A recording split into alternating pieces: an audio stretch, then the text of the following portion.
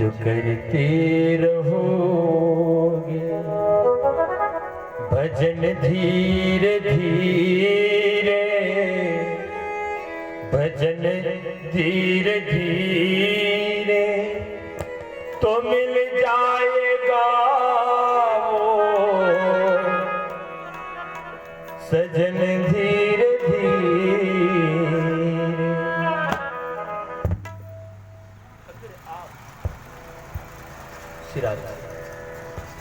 अगर आप भगवान का भजन करोगे तो निश्चित है वो एक ना एक दिन आपको मिल जाएंगे।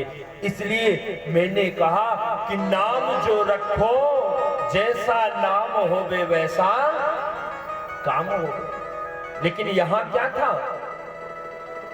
आसी किरातन नगर ब्रह्मणो ज्ञान दुर्बला, दरिद्रो रस विकेता, वेद धर्म पराका। ये देवराज था, नाम तो इसका देवराज था, लेकिन ये करता क्या था? मदिरा बेचा करता था। और बेचने के साथ में मदिरा का पान भी करता था। तो जरा बताना तो सही, मदिरा का पान करने वाला व्यक्ति कैसे होता है? कि मदिरा पीले रंग खो हो गए अंधाधुंध, और घर की जाने मर गए और जिए बड़े आनंद। मदिरा पीने वाले व्यक्ति को कोई होश नहीं रहता, वो तो अपने आप को सबसे बड़ा शहंशाह समझता है ना। बोलो ओम नमः शिवाय, जोर से बोलो ना। हाँ? अरे भाई, हमारी आवाज तो गांव के बाहर जा रही है, कम से कम पंडाल के बाहर तो जाए। हाँ? बोलो ओम नमः शिवाय। चिंता न करो, 9 दिन का मिलन, 9 दिन का हमारा तुम्हारा, और रही जिंदगी तो मिलेंगे दोबारा। 9 दिन का शेष है, फिर आपसे नहीं कहेंगे कि नमः शिवाय बोलो। 9 दिन के बाद तो हम ब्रजवासी फकीर किसी दिन याद करो, रमता जोगी बहता पानी। आज यहाँ है, कल कहीं, परसों कहीं, तो कम से कम 9 दिन तो बोलो बोलो ओम नमः शिवाय। आज जानते हैं ये ब्राह्मण शरीर जरूर था, लेकिन सारे कर्मों में ये लिप्त था मेरे भाई। एक दिन इसने एक शोभावती नामक एक वैश्या को देख लिया, और जैसे वैश्या को देखा, वैश्या को देख करके इसने क्या किया? वेश्याम शोभावती नामा दृष्ट्वा तत्रातिबेवला, उसके पास में गया जो इतनी सुंदर थी, जिसकी उपमा लक्ष्मी से की गई, और गया और जाकर के निवेदन करने लग गया, हे देवी क्या तुम मेरे संग में रहोगी? उस वेश्या ने पूछा, बोले अरे देवराज, मैं तुम्हारे साथ रहने के लिए तो तैयार हूं, लेकिन ये बताओ कि स्वावसं धनिनं विप्रा ज्ञात्वा हृद्याष्ट सुंदरी, वार्तालापेन तच्चित्यं प्रतिमसस्जातयः। ये बताओ तुम्हारे पास कुछ धन है कि नहीं? देखो मैं वेश्या हूं, और मुझे जिस प्रकार से ब्राह्मण को केवल धन में भिक्षा चाहिए, वैसे मुझे भी केवल जो है धन चाहिए। मैं ये जो प्रवृत्ति वैश्या प्रवृत्ति कर रही हूँ, इसके लिए मैं केवल धन का अर्जन करना चाहती हूँ। तुम्हारे पास धन हो अगर तो मैं तुम्हारे साथ चलने के लिए तैयार हूँ। ये देवराज कहने लग गया, अरे वाह, स्त्रियं कर तो सता मेरे पतिं कर तुम च सातता एवं कामवशो भूत्वा बहुकालं विजिन्नतो। ओह देवी, तुमको धन चाहिए? अरे चिंता मत करो, मेरे पास तो इतना धन है कि तुम जितने दिन रहोगी ना उतने दिन में एक एक कुंटल सोना तुमको नित्य प्रति दूंगा। बोलो ओम नमः शिवाय। अब जरा सोचना कितना धन रहा होगा। जितने दिन तुम मेरे संग में रहोगी, जितने दिन मुझसे आप प्रेम करोगी, उतने दिन तक मैं तुमको एक एक कुंटल सोना दूंगा। इतनी बात जैसे इस शोभावती ने, इस वैश्या ने सुना, सुनते साथ ही वैश्या आज इसके साथ चल गई।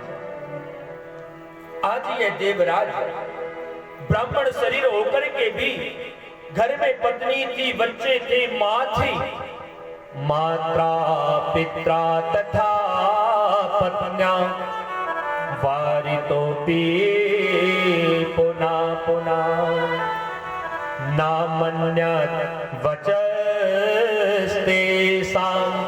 पापवृत्ति पराय। पत्नी थे, बच्चे थे, माँ थी, पिता थे, सब कोई थे, लेकिन फिर भी इस देवराज का मन जो है जाकर के उस वैश्या में फंस गया और उस वैश्या को लेकर के ये देवराज चला आया। नित्य प्रति इसको धन देने लग गया, पत्नी को छोड़ दिया, बच्चों को छोड़ दिया, माता पिता को छोड़ दिया और जाकर के आज कामासक्त होकर के और वैश्या के साथ में रहने लग गया। नित्य प्रति इनको एक कुंटल सोना देने लग गया। श्री सूत जी महाराज कहते हैं, ऋषियों, जब इस प्रकार से ये सोना देने लग गया, सोना देते देते देते देते देते जितना घर में सोना था, सारा का सारा सोना, धन, वैभव सब कुछ समाप्त हो गया, सब दे दिया वैश्या को। अब तो घर में कुछ बचा नहीं। इस देवराज की नजर कहां पड़ी? अपने मां के गले पर पड़ी। मां सौभाग्यवती थी, गले में सुंदर हार पहनी हुई थी। ये देवराज गया, जाके मां से निवेदन करने लग गया, मां मुझे ये हार उतार करके आप दे दो। आपको बताऊं, स्त्री अपना सारा श्रृंगार दे सकती है, लेकिन अपने गले का हार उतार करके कभी अपने सुहाग को किसी को नहीं दे सकती है। बोलो नमः शिवाय। आज माँ ने मना कर दिया देने से, और जैसे माँ ने मना किया, इसने क्या किया, माँ से कहने लगे, अरे तू मुझको मना करती है, तू जानती नहीं है कि उस स्त्री के बिना, उस वैश्या के बिना मैं एक पल भी जीवित नहीं रह सकता। अगर आज तो ये नहीं दे देगी माँ, तो मैं निश्चित है तुमको यहीं पर मार डालूंगा। माँ ने कह दिया, बेटा जो तुझको अच्छा लगे, क्योंकि पूत कपूत सुने हैं पर ना माता सुनी कुमाता। पुत्र कुपुत्र हो सकता है, लेकिन माता कभी कुमाता नहीं हो सकती है। बहुत समझाया, नेत्रों से अश्रु की धारा जर जर जर जर जर जर जर करके प्रवाहित होने लगी। बोले बेटा, जिस मार्ग पर तू चल रहा है ना, ये मार्ग तेरे लिए अच्छा नहीं है, इसमें मत चल। अरे तू ब्राह्मण है, ब्राह्मण कुल का है, ब्राह्मणों की नाक है, अरे उनकी तो इज्जत कर बेटा। और आज अगर तू ऐसा जाएगा तो हम लोग गांव में नगर में मुंह दिखाने के काबिल नहीं रह जाएंगे।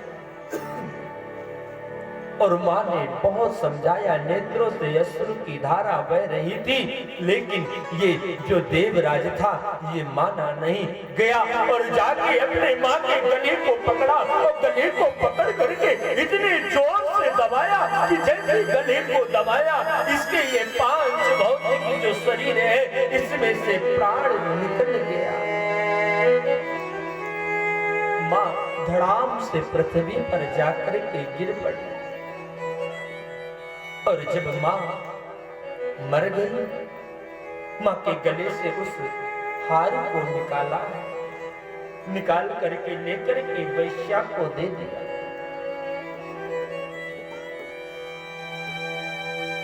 और जैसे वैश्या को दिया, वैश्या प्रसन्न हो, आज का काम तो चल गया। दूसरे दिन अपनी पत्नी के पास में पहुंचा और जाकर के पत्नी से भी यही कहने लग गया, बोले देख देवी, ये जो तुमने नाक में पहन रखे हैं ना, जो ये कान में पहन रखी है ना, ये जो हाथ में जो कंगन पहन रखे हैं ना, ये गले में जो हार पहन रखा है ना, ये ला करके मुझको दे। पत्नी हाथ जोड़ ली है और हाथ जोड़ करके इस देवराज के चरणों में आकर के लिप्त हो गई। हे स्वामी, आप ये क्या कर रहे हो? एक तो मेरे रहते हुए अपने वैश्या का संग किया, मैंने आपके लिए कौन सी कमी रखी है, मुझसे कौन सी अपराध हुआ है, मुझसे कौन सी भूल हुई है, मैंने ऐसा कौन सा कर्म किया है जिसके कारण मुझे आज ये दिन देखना पड़ रहा है।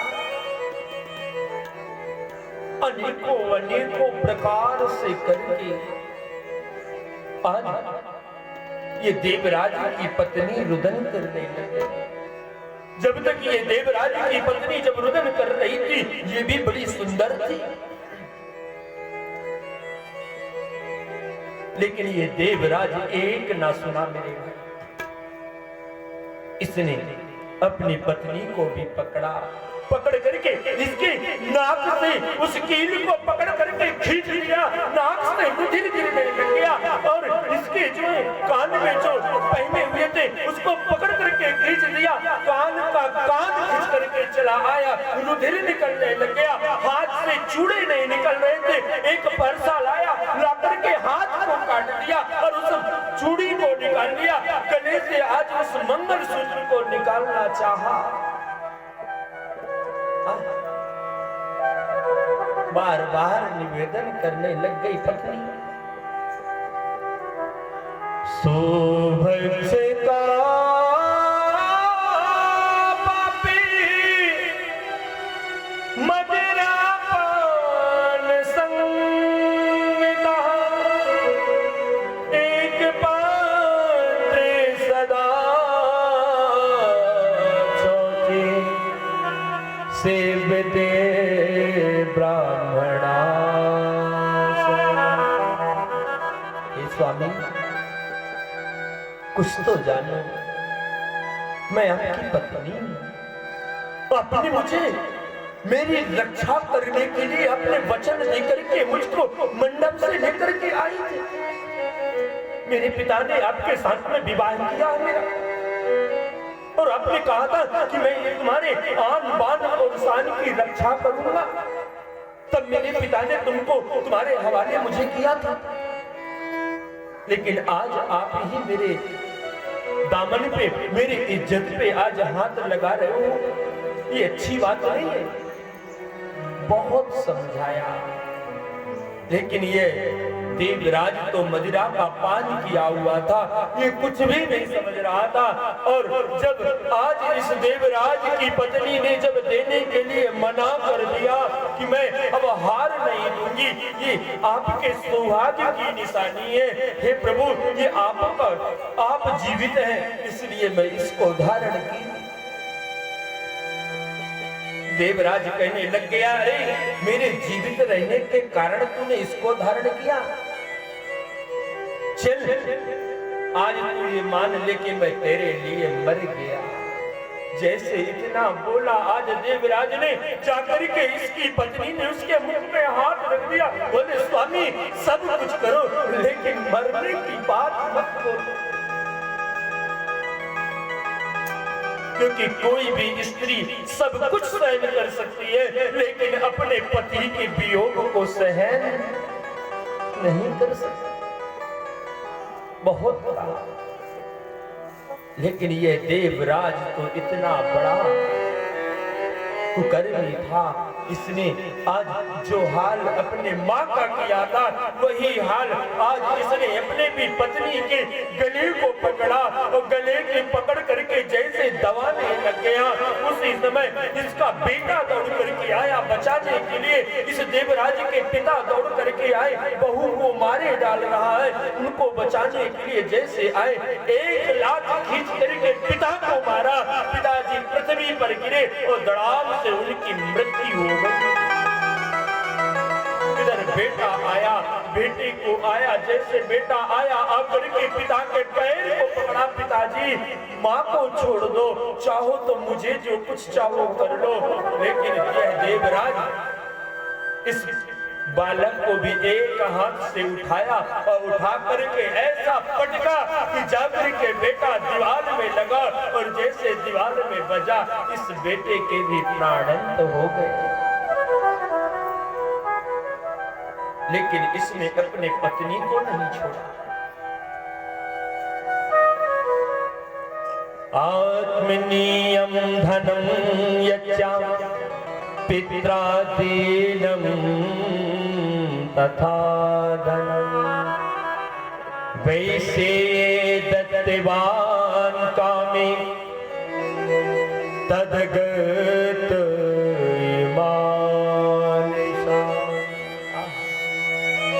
इसने अपने पत्नी के गले को पकड़ लिया और पकड़ करके इतना दबाया, इतना दबाया, इतना दबाया कि इसकी पत्नी जिस प्रकार से श्रीमद् भागवत महापुराण की पावन कथा में आज जो है पूतना ने कहा था कि सामुंज मुंज मुंजा प्रभासनी निष्पीड्यमाना जीव बर्मणि। अरे छोड़ो छोड़ो छोड़ो छोड़ो। उसी प्रकार से आज ये देवराज की पत्नी भी कहने लग गई, बोले छोड़ दो स्वामी छोड़ दो, मुझे श्वास लेने में तकलीफ हो रही है। हे स्वामी छोड़ो, हे स्वामी छोड़ो, मैं आपकी पत्नी हूँ, अरे मुझे छोड़ दो। देवराज कहने लग गया, कौन पत्नी, कहाँ की पत्नी, किसकी पत्नी, कैसी पत्नी? और ऐसा गले को दबाया कि यह देवराज की जो पत्नी थी वो भी गोविंदाय नमो नमः, इसके भी प्राण निकल गए। और तो जब प्राण निकल गए, इन तीनों के पैरों को पकड़ पकड़ करके इस देवराज ने पहले तो अपने पत्नी के गले से उस हार को निकाल लिया और हार को निकालने के बाद इन तीनों के पैर को पकड़ पकड़ करके, पिता के पैर को पकड़ के, पत्नी के पैर को पकड़ के, पुत्र के पैर को पकड़ करके और घसीटता हुआ लेकर के गया और लेकर के एक गंदी नाली में लेकर के और फेंक दिया। मेरे भाई, पुत्र की कामना सब करते हैं, बेटा हो जावे सब चाहते हैं, अगर बेटी हो जाती है तो बहुत से लोग दुखी हो जाते, बेटी हो गई। एक बात बोलूं, आपको बुरा लगेगा लेकिन बिल्कुल सत्य है, जितना बड़ाई बेटी दिलवाती है ना, उतनी बड़ाई बेटा कभी नहीं दिलाता मेरे भाई। बेटी आपके घर की लक्ष्मी होती है। जिस दिन से बेटी घर में आती है उस दिन से पिता क्या करता है, अरे बेटी आई है, थोड़ा थोड़ा धन संचय करना प्रारंभ कर देता है। क्यों? कन्या का विवाह करना। और जिस समय विवाह होने को होता है, विवाह तय हो गया, उस पिता को देखो, ना तो उसको नींद आती है, ना उसे भूख लगती है, ना उसमें गर्मी लगती है, ना उसे ठंडी लगती है। जिसके बेटी का विवाह होना होता, देखो पिता को ये भी याद नहीं रहता कि मैंने चप्पल पहना, जूता पहना कि नहीं पहना। गर्मी पड़ रही है, उस गर्मी में भी वो दौड़ता हुआ, भागता हुआ जा रहा है बेटी के लिए सामान लेने, बेटी का निमंत्रण कार्ड छपवाने। बारात आने वाली है ना, और जिस दिन बेटी विदाई हो जाती है, उस दिन अगर जेब में खूब पैसा रखा हो, लेकिन जो है अगर टेंट वाले अगर पैसा मांगने पहुंच जाए, भैया अब तो बेटी विदा हो गई, पैसा दे दो, तो पिता यही कहता, बोले भैया आज नहीं कल आना, आज मेरी हिम्मत नहीं है, आज मेरी हिम्मत नहीं है, आज नहीं तू कल आना। और जानते हैं पिता की जो ताकत थी ना, जो शक्ति थी ना, पिता की जो आत्मनिर्भर था ना, वो तो जो उस घर की लक्ष्मी थी वो तो चली गई मेरे भाई। बोलो ओम नमः शिवाय। वो तो गई। और पिता यही कहता है कि जाओ बेटी खुश रहना और ले लो दुआ हमारा, दोनों कुल का मान तू रखना। बेटी आज जो बिटिया होती है वो दो कुलों का मान रखती बाबा जी, एक अपने पिता के घर का और एक अपने जो है पति के घर का। बेटी की डोली उठती है पिता के घर से और बेटी की अर्थी उठती है पति के घर से। उसको तो दो कुलों का सम्मान करना होगा। लेकिन बेटा अपनी इज्जत कभी नहीं करता है, बेटा अपने पिता की इज्जत कभी नहीं करता, माता पिता के नाम को हमेशा डुबोने का प्रयास करता है। मैं कहता हूं 90% आपको कह रहा हूं इस बात के लिए कि बेटा गलत कर जाएगा लेकिन बेटी कभी गलत नहीं करेगी। बेटी अगर स्कूल गई है पढ़ने के लिए, अगर 10 मिनट लेट हो गया तो आपने उससे 1000 सवाल पूछे कि 10 मिनट तू कहां था।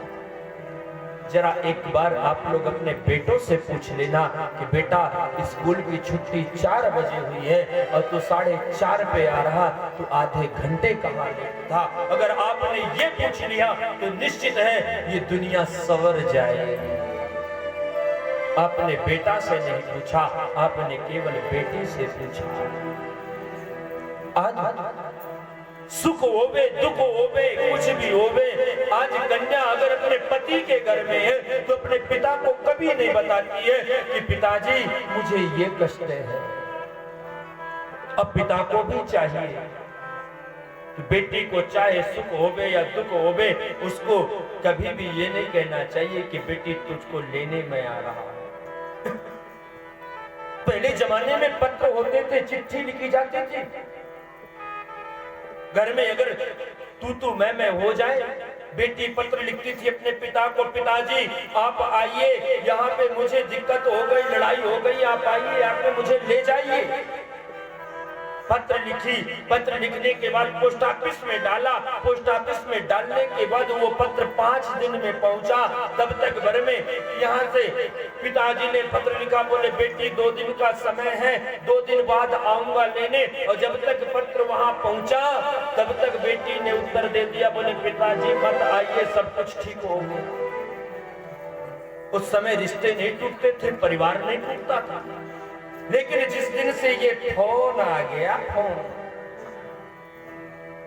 व्यक्ति भोजन के बिना रह सकता है, भोजन के बिना रह सकता, सोए बिना रह सकता, लेकिन फोन के बिना नहीं रह सकता। खाते हो तो फोन, सोते हो तो फोन, जागते हो तो मोबाइल, खड़े हैं यहाँ कुकर्रा मठ में, और पूछो कहाँ हो भैया, बोले डिंडौरी में है। झूठ ही लेना, झूठ ही देना, झूठ ही बेट, झूठ चबेना। जिस दिन से मोबाइल आया दिन से झूठ ज्यादा हो गया भैया। अब तो जब से फोन आया तब से बेटियों का परिवार बिगाड़ने में समय नहीं लग रहा है। बोलो ओम नमः शिवाय। बेटी ने एक फोन किया, बोले पिताजी मुझे तकलीफ है, आओ, अरे मर रही हूं मैं। पिताजी बोले बेटा मरना मत, मैं आ रहा हूं।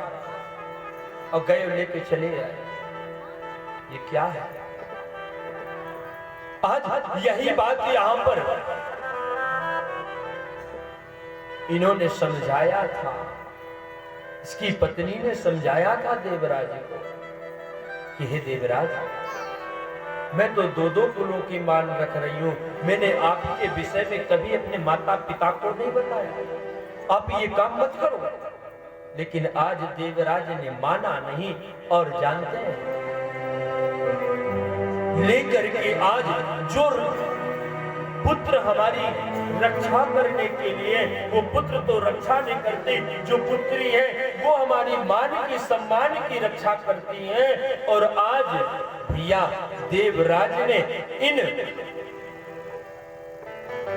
अपने पिता को, अपने पत्नी को, अपने बेटे के पैर को पकड़ करके लेकर के और नाली में फेंक दिया। कभी बेटी नाली में नहीं फेंक सकती है मेरे भाई। पुत्र कुपुत्र हो सकता है, लेकिन ये माता कभी कुमाता नहीं हो सकती। हुआ क्या? आज जैसे इनको लेकर के आज इस देवराज ने फेंका, और आज उस हार को लेकर के आज देवराज पहुंच गया। कहां? उस वैश्या के पास लेकर के वैश्या को वो हार दिया, और जैसे हार दिया रात्रि उसके साथ में व्यतीत किया। प्रातः काल हुआ, और जैसे प्रातः काल हुआ आज वैश्या ने कहा, बोले देवराज, सो भक्ष भक्ष का पापे मदिरा पालन लालसा, एक पात्रे सदा भोक्षे सेव्यो ब्राह्मण धाम स्वकहा। आज कहां से लाओगे? देवराज कहने लगे, देवी अब तो मेरी मां के पास में जो धन था मैंने वो दे दिया, और जो मेरी पत्नी के पास में था वो भी दे दिया। अब तो मेरे मदिरा पीने के लिए भी मेरे पास धन नहीं बचा। वैश्या ने कहा, तो ठीक है, अगर आपके पास अगर अब मदिरा पीने के लिए भी धन नहीं बचा है, तो अब मैं आपके साथ रह भी नहीं सकती हूँ। मैं भी आपको छोड़ करके और यहाँ से जा रही हूँ।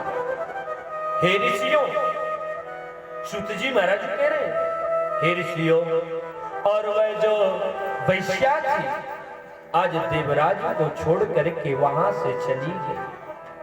और जब चली गई, देवराज आज उस वैश्या के प्रेम में इतना फंस चुका था, इतना आसक्त हो चुका था कि वो उसके बिना एक क्षण भी रह नहीं पा रहा था। जिस प्रकार से अजात पक्षा ये बमातरा खगा, आप देखें देवराज की स्थिति क्या हो गई। जिस प्रकार से एक मछली को आप जल से निकाल दो, और जब आप जल से उस मछली को निकालोगे तो क्या स्थिति होती है। मछली कब तक जीवित रहेगी जरा सोचना। वो तो कुछ ही क्षण में भैया छटपटा करके और अपने प्राणों को त्याग देती है ना। यही स्थिति हो गई इस देवराज की। हाँ, और उस वैश्या से मिलने के लिए यह इतना आतुर हो गया कि अजात पक्षा इव मातरम खगा स्तन्यम यतावसत क्षुद्वत सतरा क्षुधारता। ये उस वैश्या से मिलने के लिए इतना आतुर हो गया, इतना आतुर कि जिस प्रकार से गाय किसके किसके यहाँ है, जरा हाथ तो उठाना। सबके यहाँ। किसके किसके यहाँ गाय लगती है अभी वर्तमान समय में, हाथ उठाओ। जब सायंकालीन वेला होता है उस समय पे गाय सार में बंधी होती है और बछड़ा कहीं दूर बांधा जाता है। क्यों? क्योंकि अगर बछड़ा पास में रहेगा तो गाय स्तन का पान करा देगी, दूध पिला देगी बछड़े को। तो अगर वो बछड़ा अगर दूर बंधा हुआ है और जब सायंकालीन बेला होता है, सायंकालीन बेला में जब आप बछड़े को छोड़ते हो उस समय उसकी माँ जोर से चिल्लाती है और जैसे चिल्लाती है वह बछड़ा ऐसे दौड़ता है, ऐसे दौड़ता है। उसके सामने अगर कोई पत्थर आ जाए, कोई रस्सी आ जाए तो वह बछड़ा पछाड़ खा करके फंस करके और गिर जाता है, लेकिन वो बार बार उठ करके और अपने माँ से मिलने के लिए दौड़ता है ना, दौड़ता है कि नहीं? ये झूठी बात तो नहीं है, वो दौड़ता माँ से मिलने के लिए। अजात पक्षा इव मातरम खगा स्तन्यम यथा वा सतरो क्षुधाता। जब मैं इस बंधन से मुक्त हुआ हूँ और दौड़ करके जाकर के अपनी माँ के स्तन को पान करूंगा, वो दौड़ लगा देता है। दूसरा उदाहरण, जिस प्रकार से कोई पक्षी, कोई चिड़िया अगर घोंसला बनाई, उस घोंसले में उस चिड़िया के छोटे छोटे बच्चे होते हैं ना, और जिस समय उन चिड़ियों के जब छोटे छोटे बच्चे होते, उनकी माँ जब दाना चुगने के लिए जाती है और दाना को अपने चोंच में भर कर के लाती है और ला करके जैसे घोंसले पे बैठती है, वो नन्हे नन्हे बच्चे जो चिड़िया के हैं वो अपने अपने मुख को खोल करके और चहचहाने लग जाते हैं कि माँ मेरे मुख में डाल दे, माँ मेरे मुख में डाल दे, माँ मेरे मुख में डाल दे। उन बच्चों को ये होश नहीं रहता है कि ना जाने हम इस घोंसले से कब बाहर गिर जाएंगे। उनको तो केवल एक ही लगन रहता है कि हो ना हो हम अपनी माँ के द्वारा लाए हुए इस अन्न के कण को अपने मुख में ले लेंगे। होता है ना, आज ठीक उसी प्रकार से ये जो देवराज था बार-बार इस वैश्या से मिलने के लिए जो है परेशान होने लग गया।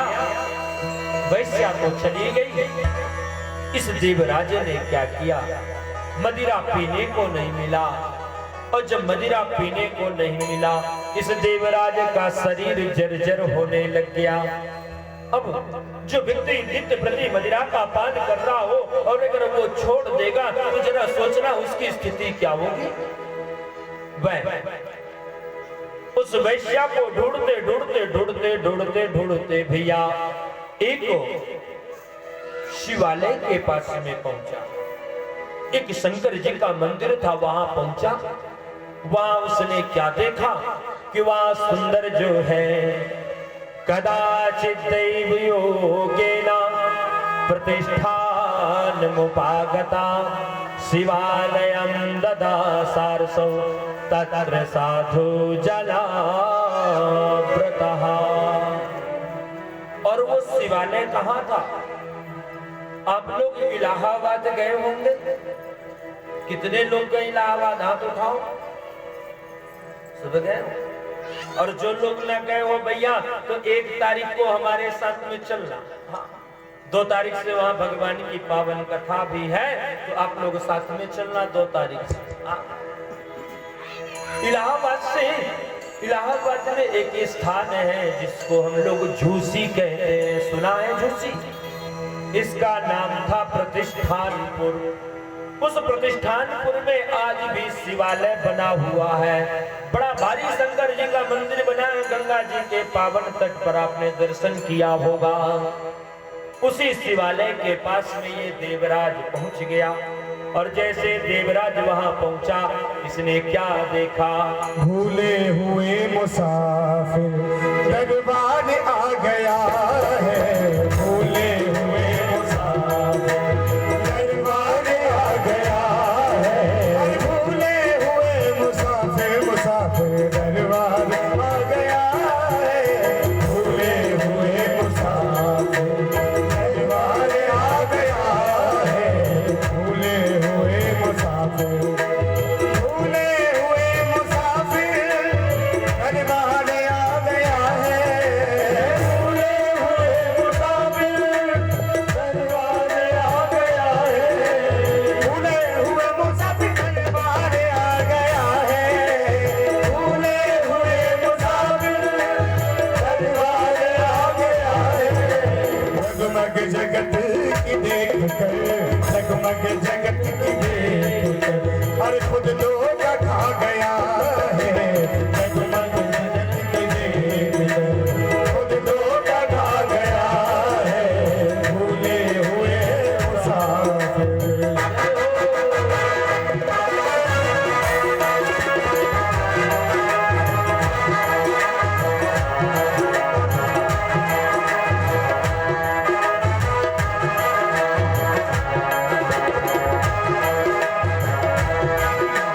किस्मत से दर मिला है, इसे और खटखटा ले, किस्मत से दर मिला है, इसे और खटखटा ले।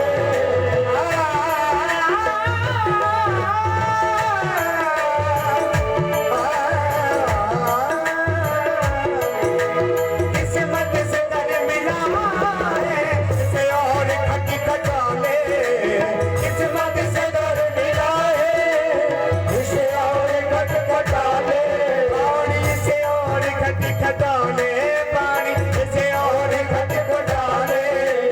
हिलती जुबान जब तक, हिलती जुबान जब तक, आवाज भी लगा ले, हिलती जुबान जब तक, आवाज भी लगा ले, हिलती जुबान जब तक।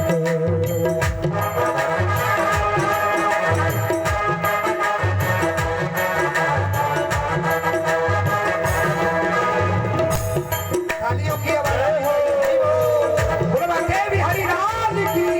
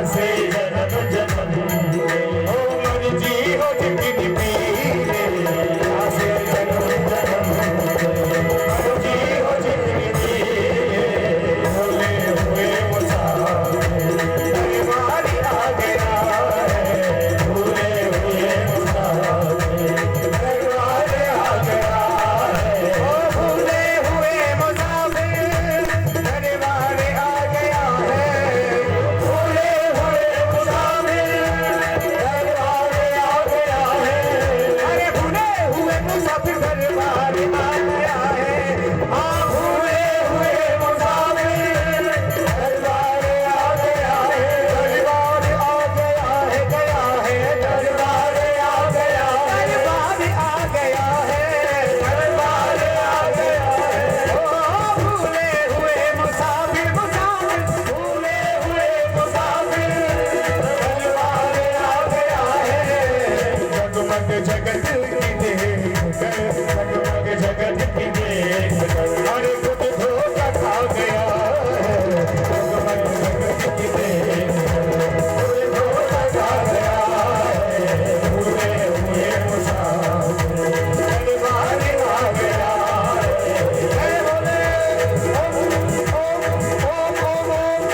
नमः शिवाय बोल ओम नमः शिवाय ओम नमः शिवाय बोल ओम नमः शिवाय आगे भी बोले बोलो आगे भी बोले आगे भी बोलो बोलो आगे भी बोले आगे भी बोले बोलो जाते भी बोले आगे भी बोले बोलो जाते भी बोले ओम नमः शिवाय बोल ओम नमः शिवाय ओम नमः शिवाय बोल ओम नमः शिवाय ओम नमः शिवाय ओम नमः शिवाय हम भी बोले ओम नमः शिवाय हम भी बोले ओम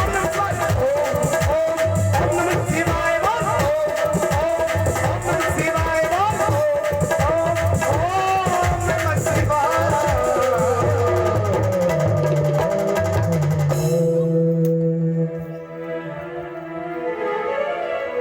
आगे भी आ गया है शिव तेरे ही चरणों में भूला हुआ मुसाफिर अगर कोई व्यक्ति भूला है अगर एक बार वो शिव की सन्निधि में आ जाए तो उसकी मुक्ति तो होनी ही होनी। बोलो ओम नमः शिवाय। आज क्या हुआ? ये जो देवराज था ना, ये उस वैश्या को ढूंढते ढूंढते खोजते खोजते और भगवान शंकर के मंदिर के पास में पहुंच गया। बोलो ओम नमः शिवाय।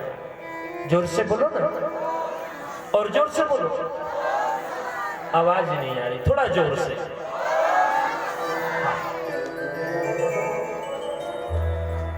और जैसे ये आया, शिवलोका समागत्या क्रुद्धायं पुरीं ययो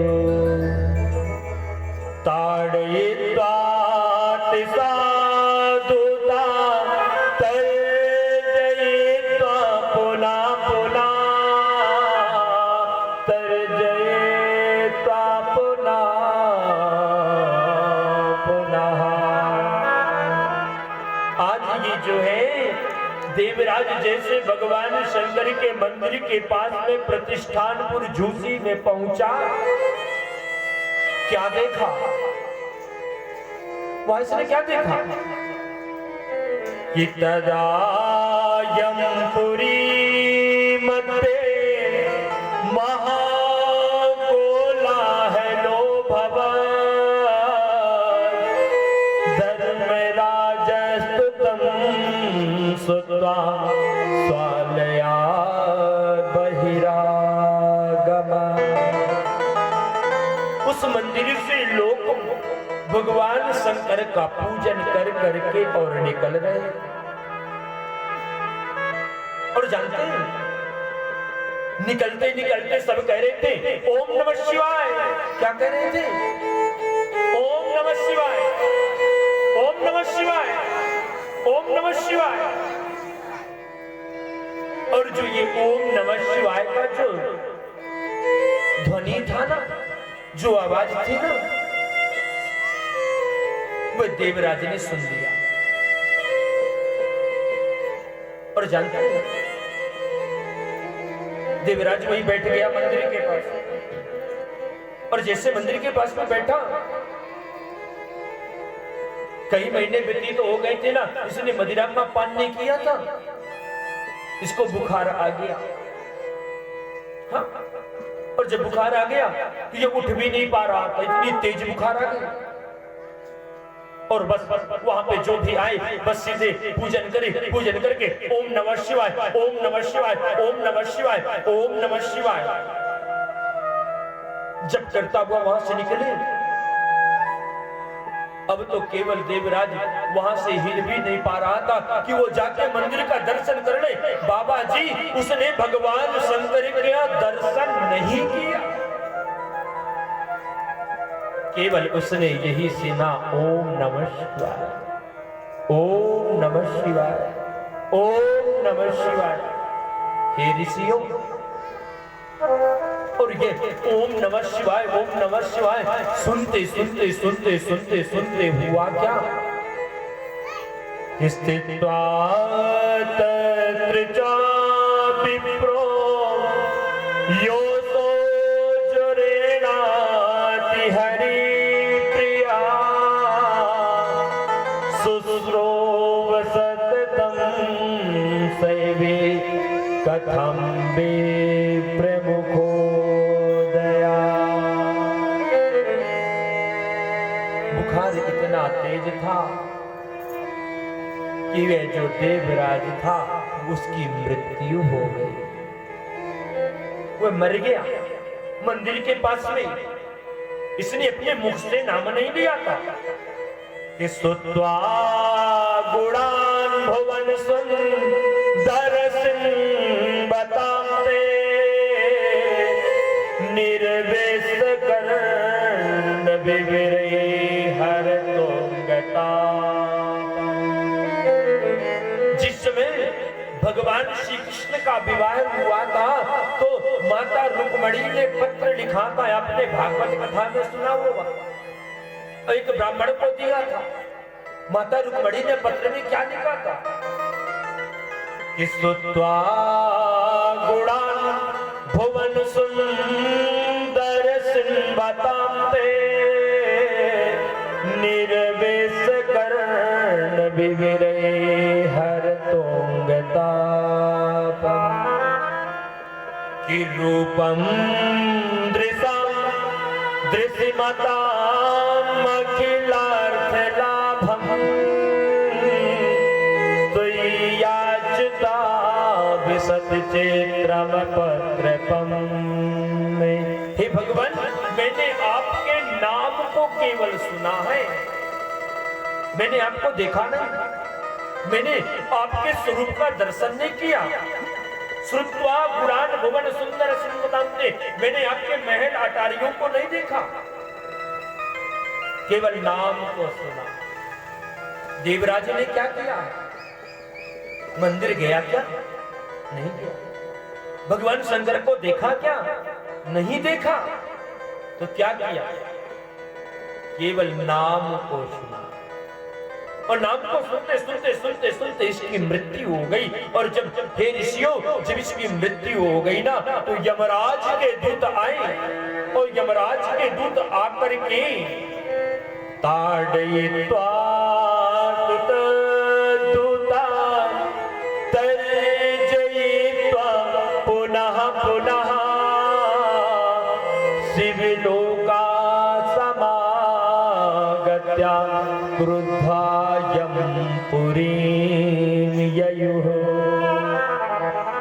अरे भाई, इसने कभी जीवन में पुण्य का कार्य तो किया नहीं था कि भगवान के धाम को जाता। हे ऋषियों, इसको जो है यमराज के दूत आए और अपने पास में बांध करके लेकर के यमराज के पास में पहुंच गए। बोलो ओम नमः शिवाय। ले तो गए, जैसे धर्मराज ने अपनी डायरी खोला, डायरी खोल करके देखा तो क्या इसके जीवन में पुण्य क्या था, इसके जीवन में पुण्य इसने क्या किया था? भगवान के नाम को श्रवण किया था, ओम नमः शिवाय को श्रवण किया था। जब तक यमराज उस डायरी को खोल रहे थे ना, देख रहे थे ना, तब तक भर में तो भगवान शंकर के जो गण थे वो सुंदर विमान को लेकर के और पहुंच गए कहा? यमराज के यहाँ। देवराजम समामोचा विमाने परमाद्भुते उपवेशयता दूता कैलासम गन्तुमुत्सुकः। आहा, भगवान शंकर के जो गण थे बड़े सुंदर थे। सर्वे पद्म पलासाक्षा पीत कौसेयवाससा सर्वांग सुंदरम दिव्यम। बड़े सुंदर थे, सुंदर माला को धारण किए, अंग में भभूति इत्यादि धारण किए हुए ये शिव भक्त जो थे, शिव के जो गण थे, वो यमराज के यहाँ पहुंचे। और जैसे यमराज के यहाँ पहुंचे तो देखे तो देवराज तो एक पास से बंधा हुआ एक खंभे में बंधा हुआ था। बोलो ओम नमः शिवाय। खंभे में बंधा था। भगवान शिव के दूतों ने कहा भाई छोड़ो इसको, ये हमारा है, कैसे ले आए हो? यमराज के दूतों ने कहा नहीं नहीं ये हमारा है। दोनों में युद्ध होने लग गया। स्थित्वा तत्र च विप्रोषो ज्वरेणातिपीडितः शुश्रावसततं सेवे कथं विप्रमुखोदरा। भगवान के सुंदर इन गणों में और ये देवराज को जो पकड़ करके यमराज के जो दूत लाए थे, इन दोनों में घमासान युद्ध होने लगे। एक दूसरे को उठा करके और पटकने लग गए, मारने लग गए।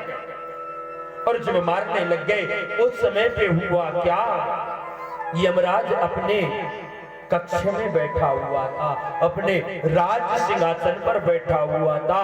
और राज सिंहासन पर जब बैठा था इसने आज क्या सुना कि उपवेशयता दूता कैलासं गन्तुमुत्सुकः तदा यमपुरी मध्ये महाकोलाहलो भवत। ये बताओ, जब लड़ाई होती है तो लड़ाई में हल्ला होता है कि गुपचुप लड़ाई करते हैं? लड़ाई होते किस किस ने देखा? हाथ उठाओ। हाँ, आप लोग तो जरूर उठाओ। घर में रोज लड़ती है ना ये सब, है? पता है लड़ाई में तो जो है भैया हल्ला होता है, खूब कोलाहल होता है। अरे हमारे ब्रज में तो भैया जो ब्रज की नारियां होती है ना, वो तो घूंघट को ढक लेंगी और फिर देखो उनकी लड़ाई। बोलो ओम नमः शिवाय। अरे जोर से बोलो ना, शर्म आती है। लड़ाई में तो हल्ला होता है। आज ठीक यमराज के दूतों में और भगवान के गणों में भगवान शंकर के जो गण थे उनमें खूब उठा पटक हो रही थी भैया, खूब उनमें लड़ाई हो रही थी। और जब लड़ाई हो रही थी ना तब क्या हो रहा था? उपवेशयदा दूता कैलासं गन्तुमुत्सुकः तदा यमपुरी महाकोलाहलो भवत। यमराज के कानों में वो लड़ाई पहुंच गई। यमराज ने सोचा, अरे मेरे यमपुरी में इतनी हल्ला, ये क्यों हो रहा? उठ करके यमराज गए और जाकर के देखा तो क्या, सर्वांग सुंदराम दिव्याम, बड़े सुंदर स्वरूप, सशंख चक्रम सकिरीट कुंडलम सपीत वस्त्रम सरसेरुहेक्षणम। जिस प्रकार से भगवान नारायण के पार्षद होते हैं शंख चक्र पद्म गदा को धारण किए हुए, वैसे भगवान शिव के जो गण थे अपने अपने अस्त्र शस्त्रों को रख करके और वहां पे युद्ध कर रहे थे। और जा करके क्या किया कि दृष्ट्वात चातुरुदुरान साक्षात रुद्रानिवापरन् पूजयामास धर्मज्ञो धर्मराजो यथा विधिः। ज्ञानेन चक्षुषा सर्वं वृतान्तं ज्ञातवान् यमः न भयाद् पृष्टवान् किञ्चित् शम्भो दूतान् महात्मनः। यमराज ने जाकर के उनकी लड़ाई को शांत कराया। बोले भैया शांत हो जाओ, अरे चुप हो जाओ, अरे मत लड़ो। भगवान के दूतों ने कहा, भगवान के गणों ने कहा, बोले देवराज, हे महाराज, ये जिसको आप लेके अपने यमपुरी में आए हो ना देवराज को, ये देवराज आपका नहीं, ये तो हमारा शिकार है। यमराज ने कहा, भैया आपका शिकार कैसे? इसने तो सदा दुराचार रहता बीमार गहा क्रोधाग्नि दग्धा कुटिलश्च कामिना।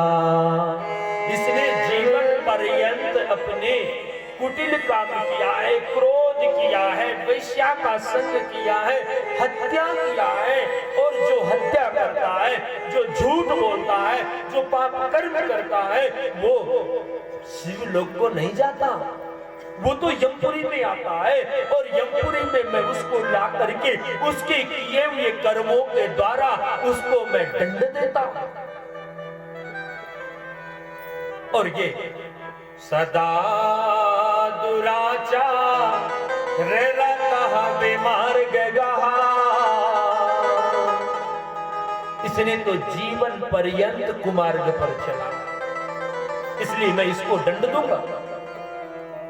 भगवान शिव के गणों ने कहा, बोले अरे इसकी बही खाता तो खोल के देख लो कि बार बार यही जतन कराही और अंतराम कही आवत नाई। बोले मनुष्य खूब प्रयास करता है कि अंतिम समय में भगवान का नाम आ जावे, लेकिन नहीं आता है। लेकिन हे यमराज, इसने तो अंतिम समय में नाम तो नहीं लिया, लेकिन भाव कुभाव अनक आलस हो नाम जपत मंगल दिशि दस। भाव से कुभाव से मन से बिना मन के कैसे भी अगर एक बार भगवान का नाम अगर इन कानों में पड़ जाए बाबा जी, तो उसकी मुक्ति निश्चित है। बोलो ओम नमः शिवाय। जिस प्रकार से हरता वितरना शिथिलाश्च भीता घोरे सुचाव्या दिशो वर्तमान। संकीर्तन नारायण शब्द मात्रम विमुख दुखा सुखिनो भवन्ति। जिस प्रकार से आप एक लौकी ले लो, लौकी, लौकी जानते हो ना? है? खाने वाली लौकी, आप लौकी ले लो और लौकी को आप करना कुछ नहीं है, ये बस सोचना कि सब्जी बनानी है उसकी। उस लौकी को लेकर के जमीन पे रख दो, बोलो ओम नमः शिवाय, और लौकी को नीचे रख दो और ऊपर से चक्कू, जानते हो चक्कू? हाँ, सब्जी अमनिया करने वाली चक्कू, मारने वाली नहीं। हाँ मत सोच जा, सब्जी बनिया वाली। उस चक्कू को लेकर के हाथ में रख लो, नीचे लौकी रखी है, ऊपर से चक्कू को लौकी के ऊपर छोड़ो। कौन कटेगा, चक्कू की लौकी? बताओ कौन कटेगा, चक्कू कटेगी कि लौकी कटेगी? चक्कू कट जाएगी ना? है? अरे भाई नीचे लौकी रखी है, ऊपर से चक्कू को छोड़ोगे तो चक्कू कटेगी कि लौकी? चक्कू कटेगी ना, लौकी कटेगी। ठीक है, अब मान लो आप नीचे चक्कू को रख दो और ऊपर से लौकी को छोड़ो चक्कू के ऊपर। अब कौन कटेगा, लौकी की चक्कू? अब तो चक्कू कटेगी, लौकी कटेगी ना। चाहे आप ऊपर से लौकी को छोड़ो, चाहे नीचे ऊपर से चक्कू को छोड़ो, कटना किसको पड़ेगा? लौकी को ही कटना पड़ेगा। चाहे आप चक्कू के ऊपर लौकी को छोड़ो और चाहे लौकी के ऊपर आप चक्कू को छोड़ो, कटना तो लौकी को ही पड़ेगा। इसलिए भाव कुभाव कि भाव कुभाव अनक आलस हो, और नाम जपत मंगल देसी दसो। कैसे भी भाव से, मन से, बिना मन के अगर एक बार शिव का नाम अगर कानों में घुस गया तो मुक्ति होनी ये निश्चित है। बोलो ओम नमः शिवाय, बोले शंकर भगवान की जय। मुक्ति निश्चित है। इस प्रकार से जब यमराज के दूतों को और यमराज को भगवान शिव के गणों ने जब समझाया और कह दिया, बोले भैया ये हमारा है, क्योंकि इसने अंतिम समय में भगवान का नाम का स्मरण किया था, इसके कानों में भगवान शिव के नाम का जो है शब्द गुंजायमान हुआ था, इसलिए हम इसको लेकर के जाएंगे। और जानते हैं भगवान शिव के गणों ने यमराज के दूतों को इतना पीटा था, इतना पीटा था, इतना पीटा था कि बेचारे उठ कर के खड़े भी नहीं हो पा रहे थे कि यहां से उठ कर के हम लोग भाग जाए। कहीं ऐसा ना हो यमराज हम इसको पकड़ लाए हैं देवराज को और यमराज ने देने से मना कर दे, और अगर यमराज देने से मना कर देगा तो निश्चित है ये शिव के जो गण है फिर से हमको अपने लातों से, घूसों से मारना प्रारंभ कर देंगे। मार से कौन नहीं डरता है, सब डरते हैं। यही बात आज ये यमराज के दूत सोचने लग गए और आज इन्होंने क्या किया, धर्मराजम तुतम सुत्वा स्वालया बहिरागमत दृष्ट्वा चतुरो दूरा साक्षात् रुद्र निवापरणः। इन्होंने अपने सुंदर विमान को जो लेके आए थे शिव के गणना, और भैया वो जो विमान था बड़ा सुंदर विमान था। कैसा विमान था, पूजिता पार्थिता स्त्रीवै कैलास गममस्तदा ददु शिवाय सांबाया तम तम दयावारि वसतये।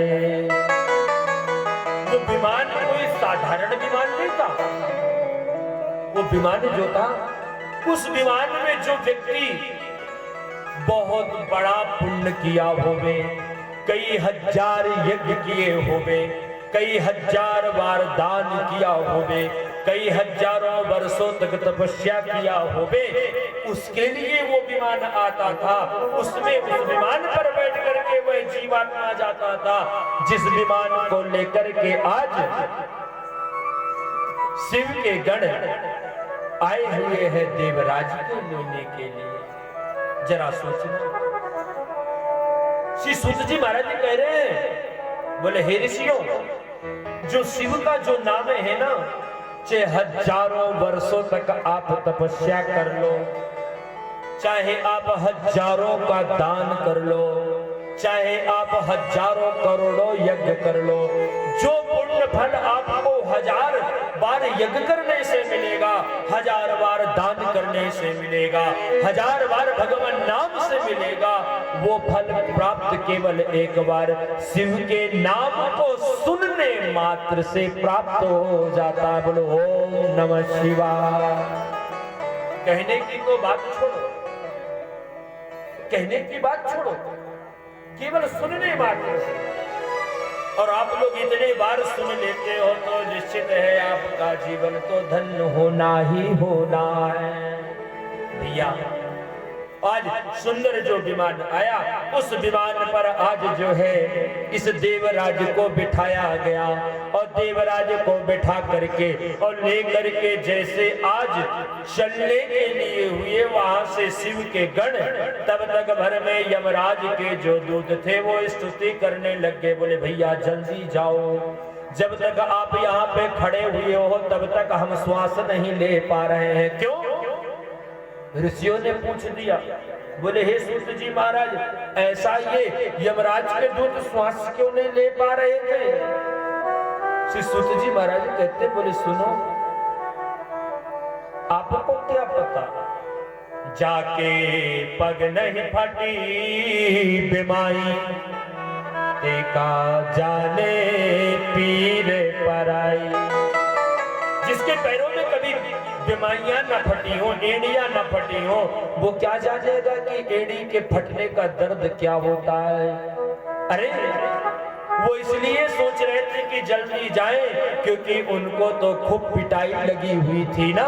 शिव के गणों ने इतना पीटा था, इतना पीटा था कि वो ये चाहते थे कि जितना जल्दी हो जाए यहाँ से ये चले जाएं, और जब तक ये नहीं जाते तब तक ना जाने जाते जाते का 2-4 लात और ना मारे के जावे। हाँ, अगर हम 2-4 लात बच जाएंगे तो निश्चित है कि अब तो गोविंदाय नमो नमः होने से कोई रोक नहीं सकता। इसलिए भगवान से कह रहे थे, नमामि समीसान निर्वाण रूपम अव्यभम व्यापकम ब्रह्म वेद स्वरूपम। जाओ भगवान जाओ, हम भी स्तुति कर रहे हैं आपके पिताजी, बुलाओ अपने इनको गणों को। और जानते हैं, जैसे आज शिव के दूत उस विमान पर जो है देवराज को बिठाया, और देवराज उस विमान को लेकर के जब चले, उसमें जाकर के बैठ गए, तो देखो यहाँ पे यमराज ने अपने दूतों को बड़ा सुंदर उपदेश दिया है। कैसा उपदेश? जिस प्रकार से यमराज ने एक बार अपने दूतों को और भी उपदेश दिया था, क्या कि देखो भाई, आप पृथ्वी लोक में जाना अगर लेने के लिए, तो ऐसे व्यक्ति को कभी मत पकड़ के लाना जो भगवान का भजन पूजा पाठ करता हो, जो भगवान के नामों को सुनता हो, जो भगवान के नामों का गुणगान करता हो, जो भगवान के मंदिर में जो है झाड़ू लगाता हुए, जो भगवान की सेवा करता हुए, जो अतिथियों का सत्कार करता हुए, ऐसे व्यक्ति को कभी पकड़ करके मत लाना। जैसे कहते हैं ना कि देखत ही हर से नहीं और नैनन नहीं सने, और तुलसी तहाँ न जाइए, चह कंचन बल से में। संत कहते हैं कि ऐसे स्थान पर कभी नहीं जाना चाहिए जहां देखत ही हर से नहीं, जहां आपको देख करके लोग प्रसन्न ना हो, उसके घर कभी नहीं जाना चाहिए। देखत ही हर से नहीं और नैनन नहीं सनी, जिसके नेत्रों में आपको देख करके स्नेह ना होवे, प्रेम ना होवे, उसके यहाँ जाना नहीं चाहिए बाबा जी।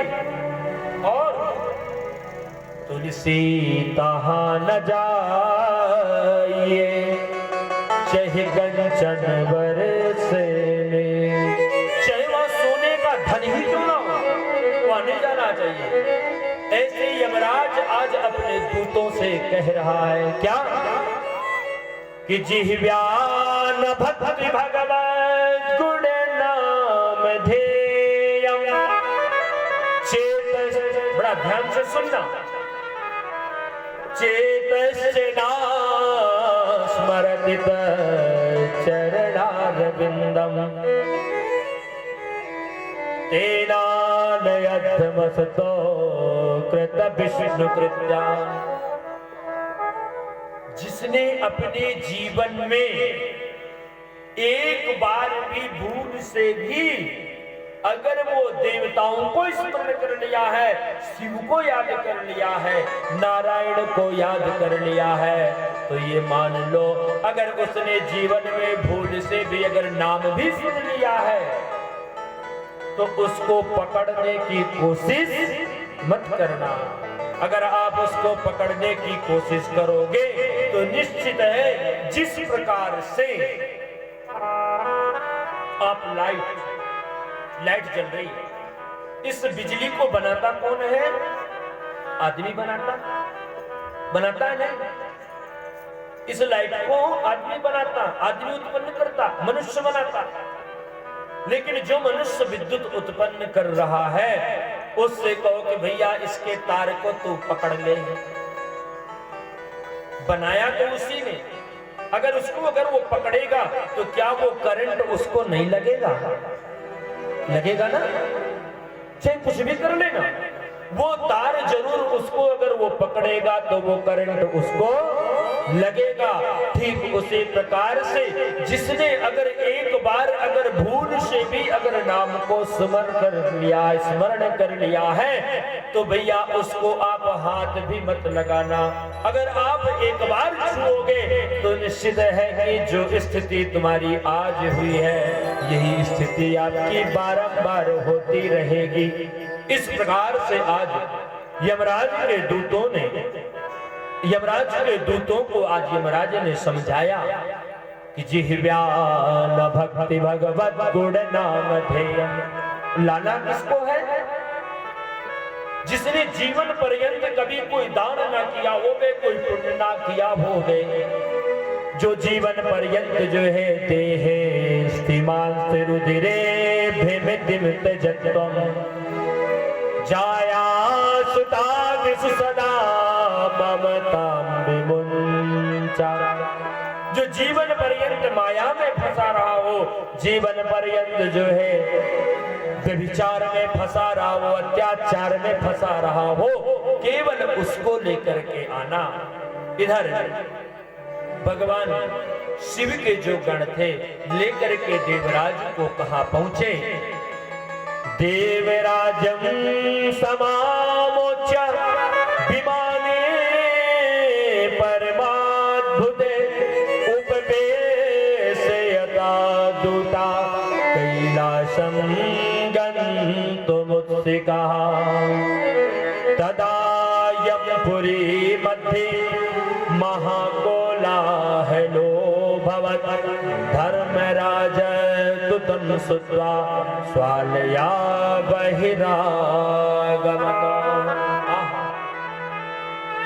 आज जो है भगवान के जो पार्षद थे, गण थे, विमान को लेकर के, और जिस विमान पे ये देवराज था उस विमान को लेकर के कैलाश पर्वत पर रख दिया। और जैसे कैलाश पर्वत पर आज देवराज उतरे, और जैसे कैलाश पर्वत पर उतरे तो आज जानते हैं देवराज का शरीर कैसा हो गया। सर्वांग सुंदरम दिव्यम निर्मल कनक प्रभम, बड़ा सुंदर स्वरूप हो गया, गौर वर्ण का हो गया, और तो और सुंदर गले में माला धारण हो गया। और आज ये देवराज जो व्यभिचार करता था, पाप कर्म किया करता था, इतना सुंदर हो गया मानो साक्षात यही कामदेव होए। बोलो ओम नमः शिवाय। और जानते हैं जैसे ये देवराज वहां पहुंचा, जाकर के भगवान शंकर के चरणों में प्रार्थना किया है। और क्या प्रार्थना करता है जानते हैं? भगवान के नाम को उच्चारण करता है, और भगवान के नाम को उच्चारण करते करते करते करते ये देवराज को आज भगवान शिव ने वरदान दे दिया है कि हे देवराज, आज इसके भक्ति से प्रसन्न होकर के, इसके श्रद्धा से प्रसन्न होकर के, इसके नाम के सुनने मात्र से प्रसन्न होकर के भगवान शंकर ने इस देवराज को अपना गण बना दिया। बोलो ओम नमः शिवाय। तो आइए, कौन कौन भगवान शिव का गण बनना चाहेगा जरा बताना तो सही, हाथ उठाओ। अच्छा, कई लोग बनना चाहेंगे। हो तेरा पल पल बीता जाए मुख से जप ले नमः शिवाय। तेरा पल पल बीता जाए मुख से जप ले नमः शिवाय। तेरा पल पल बीता जाए मुख से जप ले नमः शिवाय। तेरा पल पल बीता जाए मुख से जप ले नमः शिवाय। तेरा पल पल बीता जाए मुख से जप ले नमः शिवाय। तेरा पल पल